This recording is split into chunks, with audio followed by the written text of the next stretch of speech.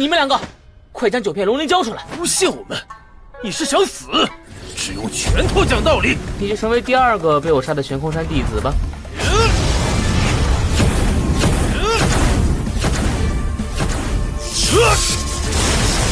我天命神丹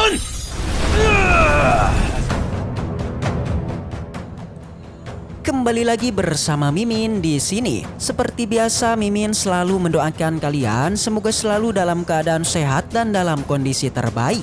Di video kali ini Mimin akan menceritakan sebuah Donghua Supreme Emperor. Dan bagi kalian yang mungkin baru gabung, Mimin saranin untuk nonton bagian sebelumnya dulu. Linknya ada di deskripsi. Tak berlama-lama, langsung saja kita masuk ke isi ceritanya.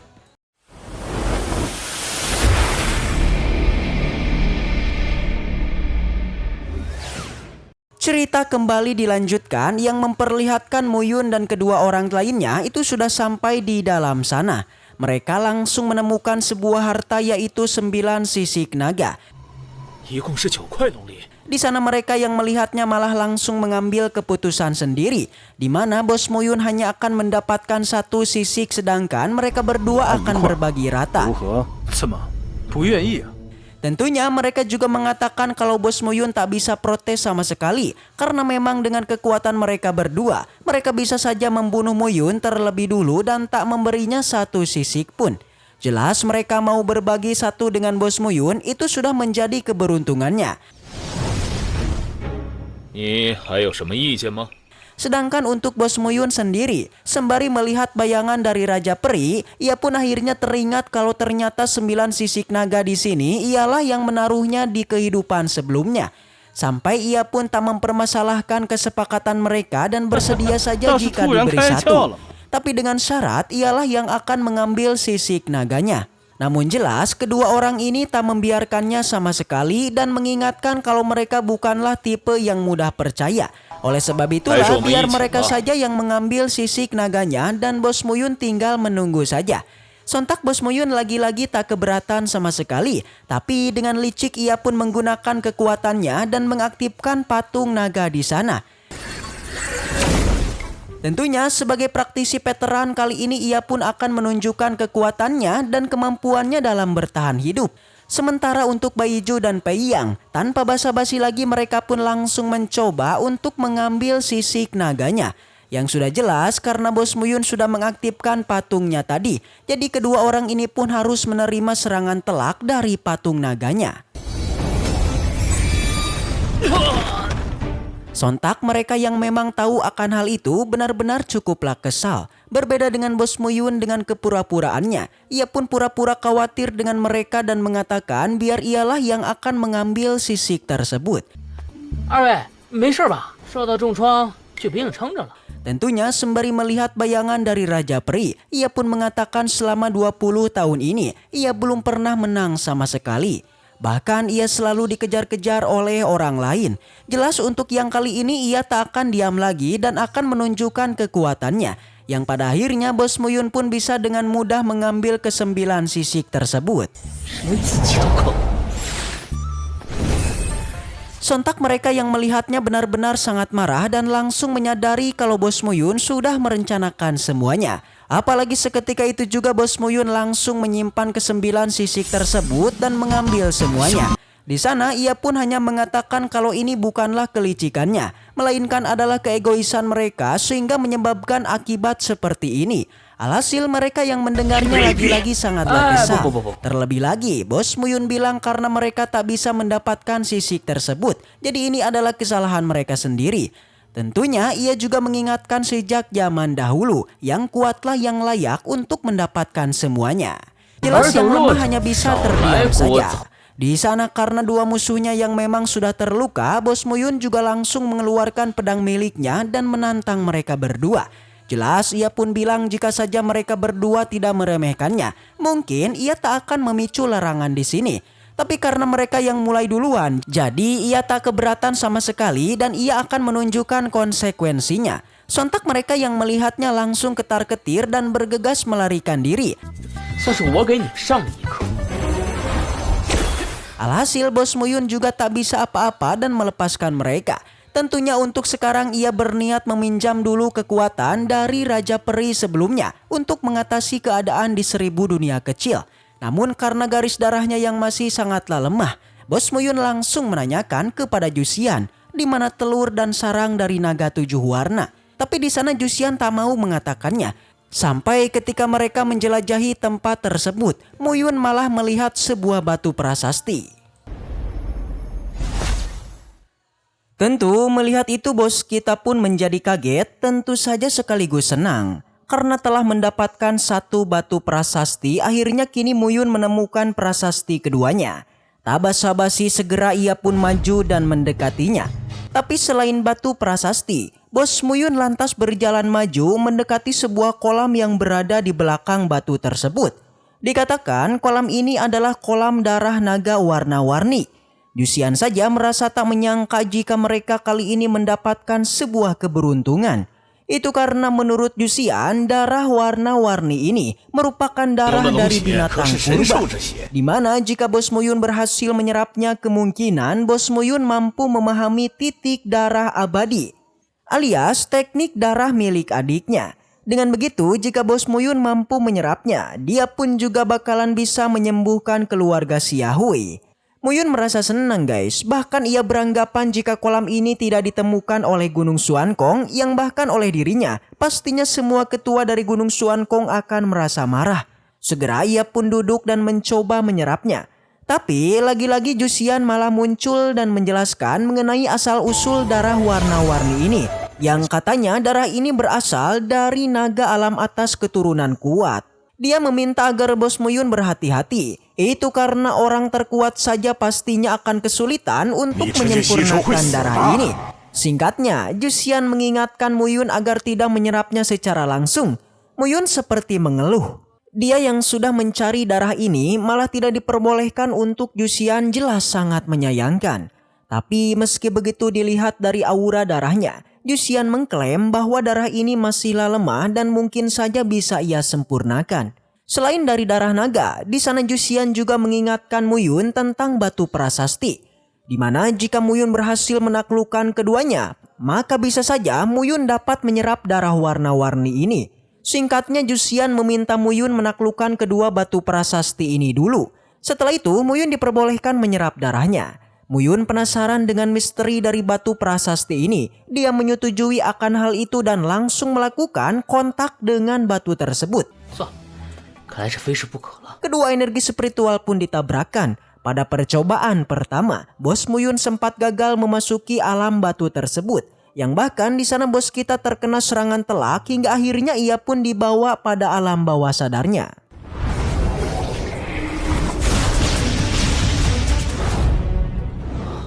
Alias batu prasasti itu masuk ke alam bawah sadar bos kita. Total kini ada 2 batu prasasti yang ada di tubuh bos kita. Yang satu sudah ditaklukkan, sementara yang satu lagi masih perlu perjuangan. Seketika dari dalam batu prasasti muncul sosok naga biru yang sangat mendominasi. Tentu Jusian mengatakan Muyun harus membunuhnya. Di mana jika tidak maka Muyunlah yang akan tewas. Segera naga itu pun mulai bergerak dan dari sini pertarungan pun dilakukan. Tapi di sana Jusian tidak dapat membantu Bos Muyun. Jadinya Bos Muyun mau tak mau melakukan pertarungan sendirian. Dia terkejut dengan ketebalan kulit naga ini. Barusan saja Muyun menebasnya tapi tidak tergores. Tapi bos kita tidak menyerah, yang kali ini dia menggunakan hati pedang untuk menebasnya. Tetap saja kulit sang naga ini terlalu kuat, membuat bos kita pun berlari sembari berpikir untuk mengalahkannya. Jusian menyarankan bos kita untuk membuatnya menghabiskan energi spiritualnya dengan memancingnya agar terus menyerang. Dimana jika nanti energinya sudah habis, maka bos kita sudah pasti akan bisa mengalahkannya. Segera bos kita pun menggunakan rencananya dengan terus diserang olehnya.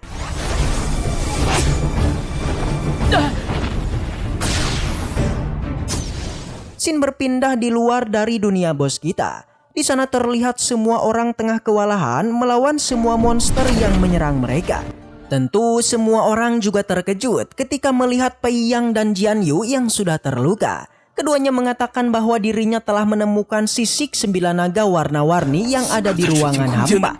Sontak semua orang terkejut bukan kepalang. Itu karena 9 sisik naga merupakan sebuah harta karun yang selama ini dicari oleh semua praktisi. Dikatakan Gunung Xuankong saja tidak pernah menemukan selama ribuan tahun. Tapi kali ini setelah menemukannya mereka malah tidak mampu untuk membawanya karena di sana ada Bos Muyun.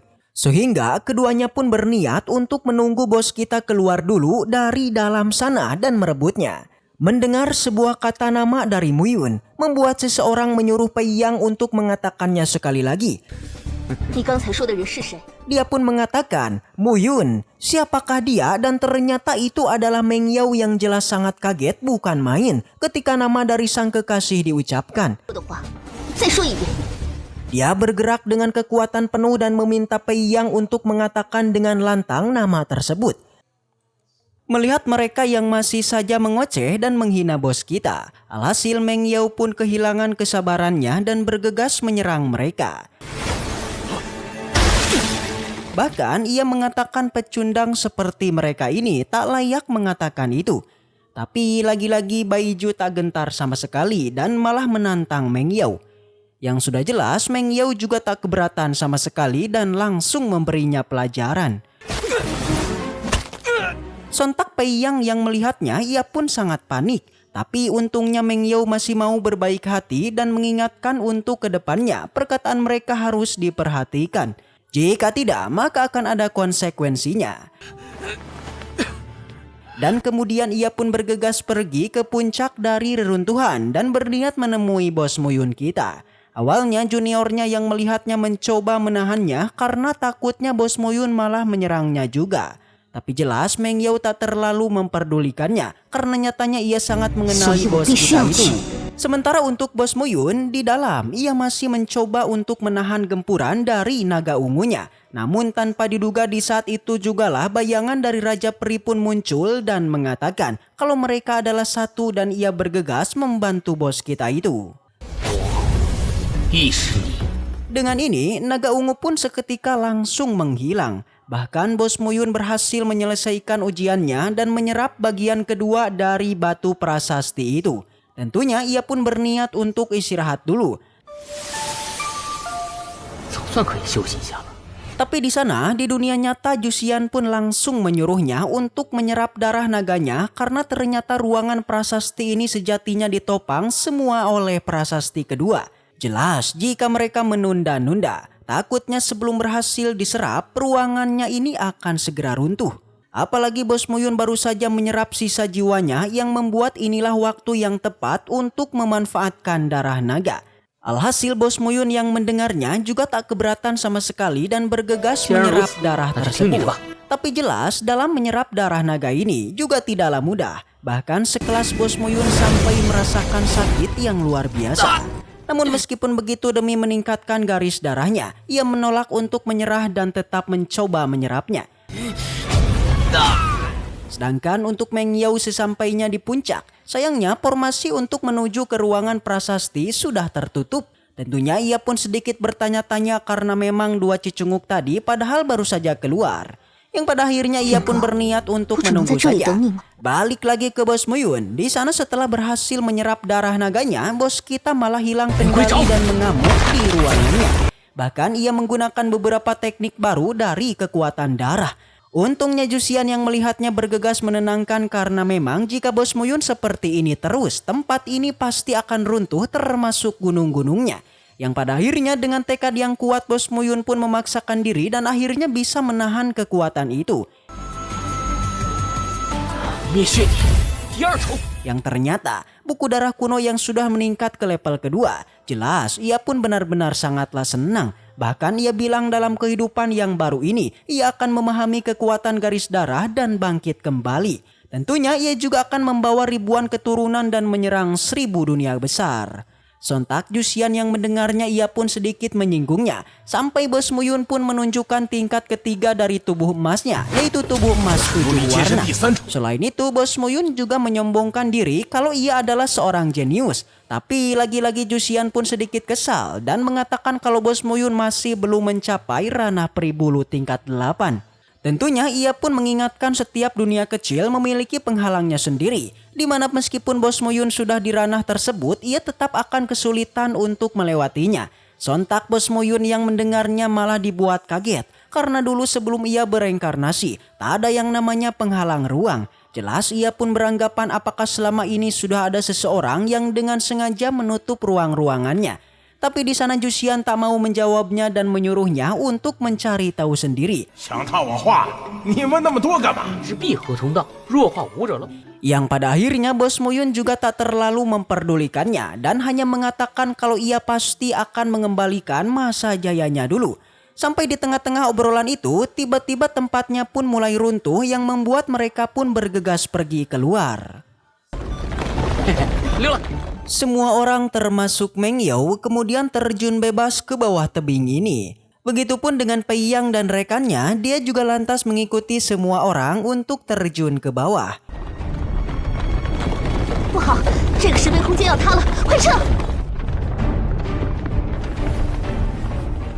Xin berpindah di luar tempat ini. Ada Jijian yang sedang berjalan. Dia melihat kalau tablet giok di sana seketika muncul sebuah formasi dan akhirnya semua orang keluar dari sana. Satu persatu dari mereka akhirnya bisa keluar kecuali bos kita tidak terlihat di sana. Setelah semua orang keluar, seketika pula tablet giok pun menghilang. Membuat semua orang terkejut di manakah tablet giok ini.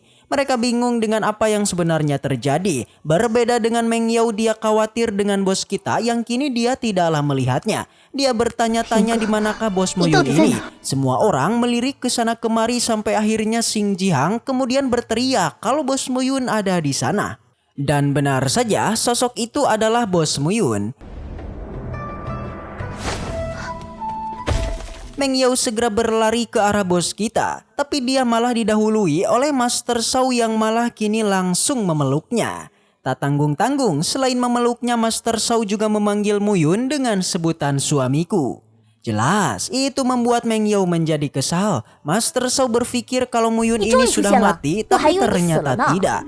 Jelas tindakan Master Shao ini tiada lain ingin menguji Meng Yao, dia ingin membuat Meng Yao cemburu kepadanya. Meng Yao berpikir jika selama ini ternyata Muyun telah sibuk mencari cinta yang baru alias kekasih baru. Bos Muyun mencoba menjelaskan semuanya kalau dirinya dan Master Shao itu tidak ada hubungan apa-apa. Yang ada dia dan Master Shao itu hanyalah ikatan tuan dan pelayan. Hal itu dimulai ketika Master Shao telah menyelamatkannya dan inilah bayaran yang harus dia bayarkan, yaitu menjadi pelindungnya. Dengan murka, Meng Yao berkata, jika Muyun berani mencari cinta yang keempat, maka dia akan menyiksanya. Semua orang terkejut karena ternyata Bos Muyun telah memiliki kekasih sebanyak 3 orang dan kini ditambah Master Shao menjadi 4 orang. Sontak Muyun pun menjadi panik dan menyangkal omongan Meng Yao barusan. Kemudian Meng Yao menanyakan apa yang akan dilakukan Master Shao pada Bos Muyun. Apakah dia akan setuju dengan rencana ayahnya? Karena Meng Yao sudah tahu mengenai ayah dari Master Shao yang telah mengatur pernikahannya dengan Bos Muyun. Namun Master Shao tentu tidak akan melakukannya. Itu karena tindakan barusan ini hanyalah akting belaka dan dia nggak akan lagi ikut campur hubungan mereka.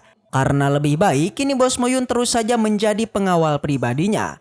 Lagi-lagi Meng Yao menjadi kaget dengan perkataan Master Shao. Dia menjelaskan Bos Muyun rela menjadi pengawal pribadinya hanya untuk mendapatkan informasi tentang Meng Yao dan juga 4 orang lainnya.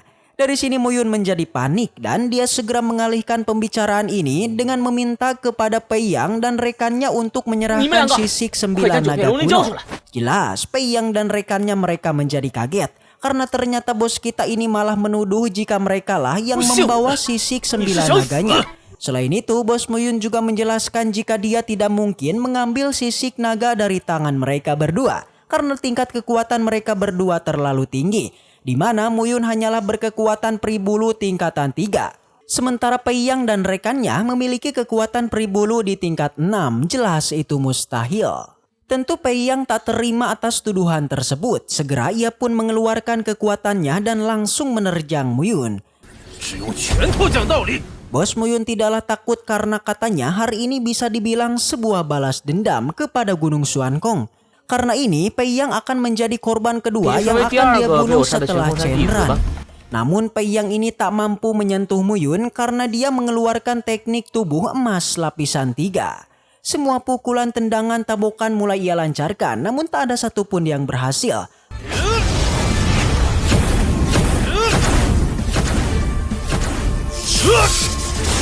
Membuat Pei Yang menjadi kesal dan akhirnya ia mengeluarkan sebuah pil yang dapat meningkatkan kekuatannya.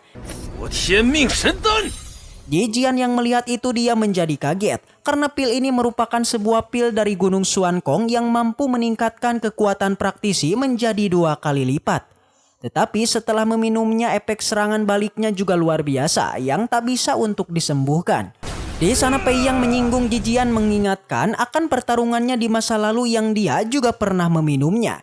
Dia terus mengoceh dan terus memprovokasi Ji Jian sampai akhirnya Ji Jian pun menjadi murka dan langsung menyerangnya.